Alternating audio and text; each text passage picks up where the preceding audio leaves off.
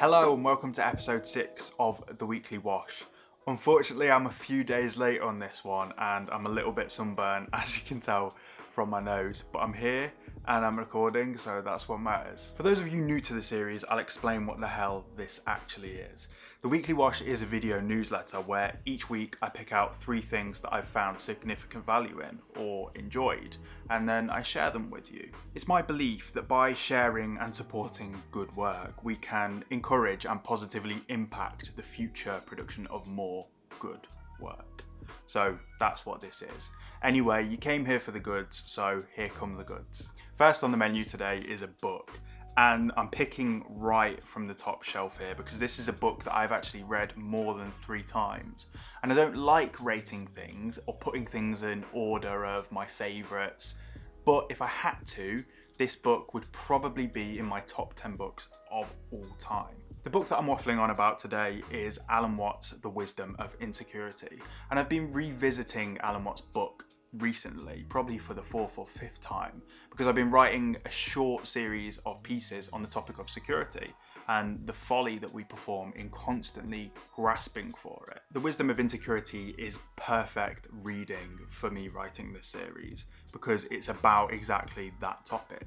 The fact that most of us spend the majority of our life reaching for something to hold on to, whether that be with religion, with myth, or for those who are atheistic and less religious or spiritual like me, reaching for purpose or a definitive purpose or meaning of life. Alan Watts spends the book arguing that this constant desperation to categorize or define the biggest mystery of experience only serves to cause us problems and pain. He also explains why this is likely impossible anyway with this beautiful metaphor. And this is what he says: "But you cannot understand life and its mysteries as long as you try to grasp it. Indeed, you cannot grasp it, just as you cannot walk off with a river in a bucket. If you try to capture running water in a bucket, it's clear that you do not understand it, and that you will always be disappointed. For in the bucket, the water does not run. To have running water, you must let go of it and let it run." Alan theorises that our best hope is actually to become comfortable with the insecurity of living, rather than these constant attempts to try and shore it up. That the insecurity of living is life's most beautiful component, and to do away with it would actually be to do away with the joy of life itself. Now, for a meaning addict like myself, reading this book has completely altered my thoughts and feelings about, existence. And reading this in combination with Viktor Frankl's Man's Search for Meaning has positively corrected and salved a lot of my anxieties about the sheer ambiguity of life. Paradoxically, I would argue that now, after reading the book, I now feel more secure, but more secure in the insecurity. Here's the thing, this book has the potential to change you in a big way. And you can tell from the fact that I'm reading it, what is probably the 4th or 5th time now, that I haven't even begun to extract the full value out of it. So I highly recommend checking it out. The second recommendation of episode 6 of the Weekly Wash is a YouTube channel called Kurzgazat. And Kurzgazat make animated informational videos on, I guess just about any topic that you can imagine. The animation of Kurzgazat's videos is just gorgeous, and at this point they've developed a style of animation that's pretty synonymous with their name. And you come for the animation, but you stay for the education because they make education entertaining. I think both in the writing of the script, obviously the animation as well, but it's just clear, it's concise, it gets the point across, and I mean, you can learn more off YouTube videos nowadays than you can in public school. I personally have gained a much better understanding of many things thanks to the videos of Kurzgesagt. And I would particularly recommend, I think it's their latest video on intelligence, and second to that, because it's pretty topical, it's going to be topical for the next couple of years, they did a video on coronavirus and how it functions once it enters the body, which was fascinating.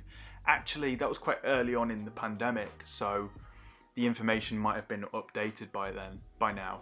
I don't know how they'll deal with that, but the video anyway was just really, really enlightening for me. And I don't know about you, but I like to understand the things that can hurt me, especially when I'm ill or I have some kind of physical or mental health problem. I like to try and gain a better understanding of it, because to know is not to completely remove danger, but it does seem to do it a little bit, or at least removes the fear of danger. We rarely fear the things that we know well. Like I said, if education was like this when I was younger, I think I'd be a hell of a lot smarter. Finally, onto the third recommendation of the episode. And this recommendation is actually something that I've recommended before on social media.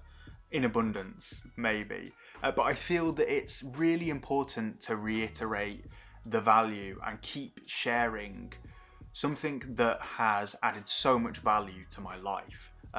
Actually, this recommendation is but has played a huge role in every piece of content that I've ever posted, socially or publicly, on the internet. Evernote is a writing app. You could call it a note-taking app, but it's just so much more than that. I use Evernote for absolutely all of my writing. I use it for articles, for video scripts, for planning, for personal writing. I also use it for work. Its interface is easy to use, it's simple, and it's really good looking. As well as for your own writing, you can also use it for clipping the writing of others, or clipping just about anything from the internet, web pages, videos that you want to go back to later. It does a thing with articles where when you clip them, the article, with most websites, actually appears in your Evernote, so you can just read it there without the distractions of being on the internet. Because we all know how much we like to jump from tab to tab to tab to tab to tab. And you know what the best thing is? It's free. You can get a premium plan, which I'm considering doing. But if you just want to use it for personal use and you don't need any of the extra features, which I've survived without for 3 years maybe now, which is insane to think I've been using it for that long. I used to use it for just recording my general daily life. So recording how much time I'd spent meditating, or recording how much time I'd spent playing an instrument, or maybe my workout and planning my workouts. Now I use it more deliberately and more creatively, but it's just fantastic, and it always has been. Probably my favourite feature of Evernote is that you can create notebooks and you can archive all of the writing that you ever do and then just go back to it whenever you want. So you can just prize these creative artifacts from your history to use to benefit you in the present. You know, we all have these notebooks in real life, and I've probably got 10 to 15 physical notebooks that I've written in. Probably some stuff that's good as well, but I just never go back to them because it's a bit of a ball ache. With Evernote, you can just search. You have a search bar and you just search, say, I don't know, a topic that you're writing about in the moment. For me, security. Type security into the search bar and bam, I've got like 20 different pieces I've written about security. They could be just little notes. They could be other people's articles that I've saved, but they all feed into the creative process. It's like, I try not to swear, but it's bloody fantastic. As Tiago Forte says, with a note-taking app like Evernote or another app, maybe Notion, you can effectively build a second brain. But I'm going to talk about that possibly next week, because that's a whole nother recommendation that is huge and amazing. The utility of Evernote for me is pretty much unquantifiable. And having this ability to store all of my notes and pieces of writing in one place has completely transformed the trajectory of my creative journey. Right, that's all 3 recommendations for episode 6 of The Weekly Wash, and I really liked this episode in terms of the recommendations. I think that all 3 are genuinely useful. All the links for the episode will be in the description below.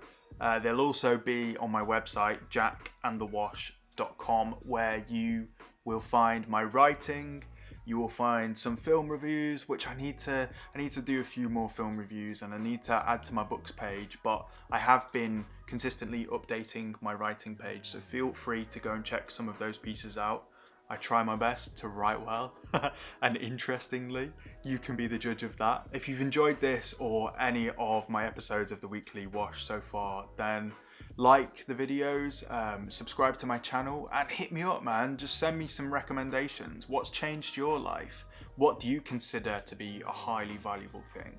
Let's get sharing these things so we can make the lives of everyone else around us better, but also, like I said, we can encourage good work and make the cream rise to the top. Okay, that's where I'm going to end it. Have a nice week, take care, and I'll see you soon. Bye bye.